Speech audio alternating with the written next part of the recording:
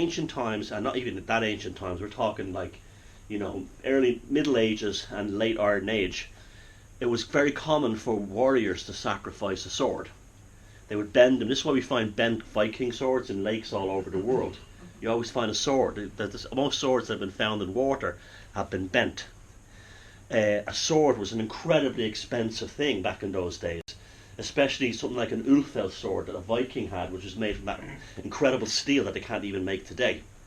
And to sacrifice one of them to a lake was for a purpose, giving away the most expensive thing you had in order to get favors from the universe.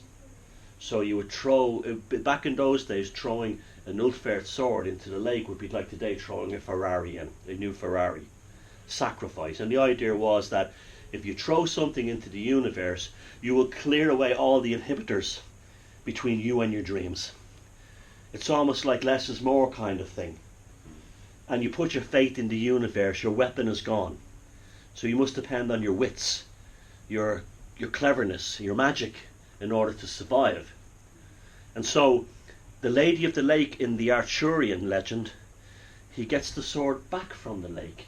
That's symbolic of, when he picks up the sword, that's symbolic of the universe returning the favour to Arthur.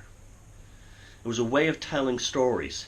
So you would hear that, that's a great story, the Lady of the Lake handed Excalibur.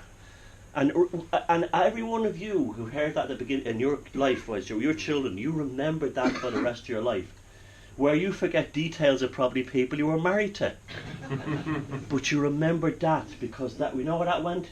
Right into your subconscious mind. Because your subconscious mind went, whoa, this means something. This is important. And you remember that for the rest of your life. And it was an idea of sacrificing something in order to gain something. And that's what the Arthurian legend of. That's a basic, simple example.